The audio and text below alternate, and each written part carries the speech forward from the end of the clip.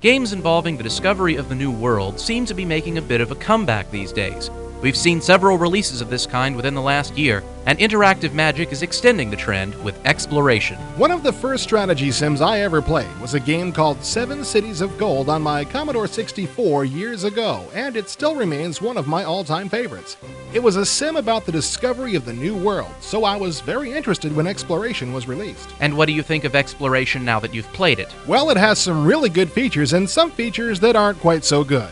To tell you the truth, it wasn't really what I was expecting. I thought it was going to be more of a simulation, but Exploration is really strategy-oriented and plays a lot like a board game. Exploration is a game of world discovery and conquest. The object is to discover land, establish colonies and ports, build plantations and mining operations, and make lots and lots of money. As a player, you can choose one of 5 historical characters like Christopher Columbus or James Cook. If you wish, you can play yourself, but all that involves is simply choosing one of these characters and substituting your own name. If you choose a character with a home port of Spain or Portugal, you begin the game with a slightly better ship, since these countries historically had an advantage in shipbuilding. And while you're choosing characters, you can also choose whether you want to play on a map of the real world or have the computer generate a random map. Once you choose a map and the number of players, you begin the actual game in your home port with 1 ship and an allotment of money. The game is played in turns, with each turn representing 1 year.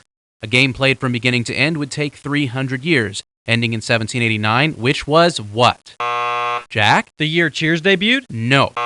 Bob? The number of times It's a Wonderful Life will be on TV this December? That's not what we're looking for.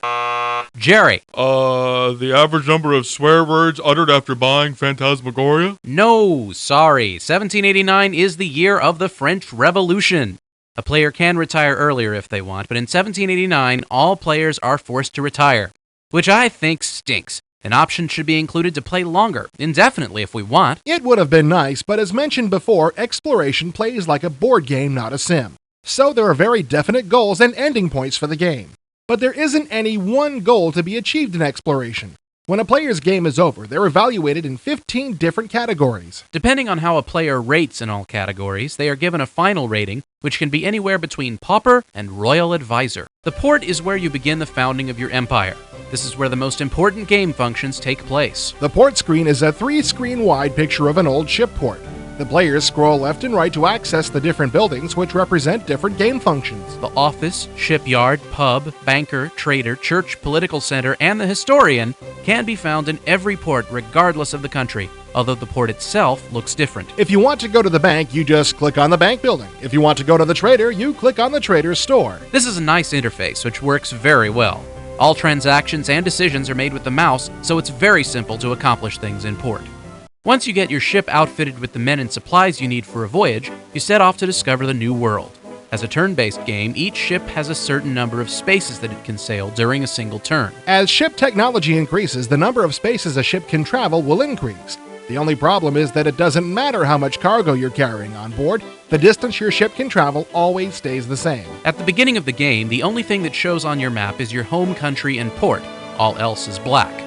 As you sail into unknown regions, these areas are permanently added to your map. You basically pick a direction to sail in and go until you run into land. Most land masses have natives living on them, their towns being represented by teepees. When you see a teepee, you have to launch a land expedition in order to negotiate with them. Trinkets, which are bought at port, are used in dealing with each native town. Negotiating is nothing but giving the chief the number of trinkets that he wants. If you have enough trinkets on hand, the chief accepts your trade, and his town becomes a colony for your country. If you don't have enough trinkets, you can either go back to port and buy some, or you can fight the natives. Fighting results in deaths on both sides, so even if you win, there are a lot fewer people in your colony than there would have been if you traded. One huge problem I had with this game is the lack of options when dealing with Incan cities. Real quick, the Incas were... Yes, Jack? They were those guys that worked in Willy Wonka's chocolate factory. No, sorry. Bob? They were a race of people who put the color in comic book drawings? Oh, no. Jerry? Are you sure they weren't the guys that worked for Willy Wonka? Oh, we're sure. The Incas were the race of natives that had a great empire of their own in the New World. When an Incan city is discovered, you'd think you'd have the option to trade with them just like any other city, right?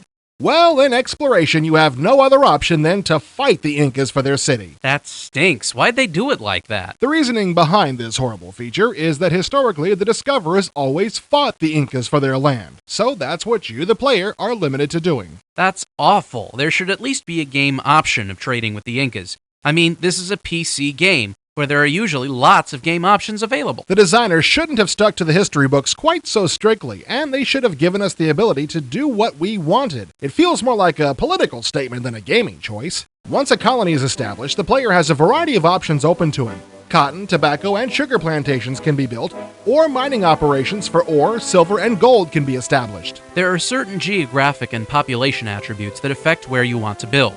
Plantations require water and 100 colonists to operate most efficiently, while mines require mountains and 250 colonists for best results. These businesses provide a steady source of income for your country, since all you have to do is pick up the products and sail back to a port where they can be sold. Other items can be built, such as warehouses for product storage and churches which keep you from becoming excommunicated.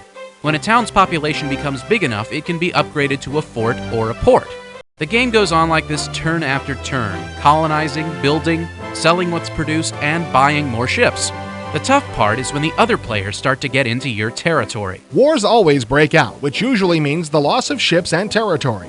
It is possible to declare peace with another country, but that costs money and is usually just a stalling technique in order to rebuild forces. The computer is actually a pretty good opponent, but for the ultimate experience, exploration can be played with up to 4 human players. But keep in mind that this is a turn-based game. When lots of players get involved, the game can move very slowly. The computer makes moves in almost no time at all, but humans have to check prices, look at the map, make complicated decisions, and that slows the game down quite a bit. The graphics aren't that impressive, but they aren't bad at all. The animations were probably the worst part of the game. Yeah, the same animation pops up every time an event like a fire happens. It really detracted from the game. While the animations were choppy, the graphics weren't so bad, but after you see the exact same thing for the same event, it gets old quick. But the rest of the graphics were decent. You don't need the greatest graphics in the world to still have a good strategy game. And that's exactly what Exploration is, a good strategy game. If you ever played Master of Orion, you already have a good feel for this game.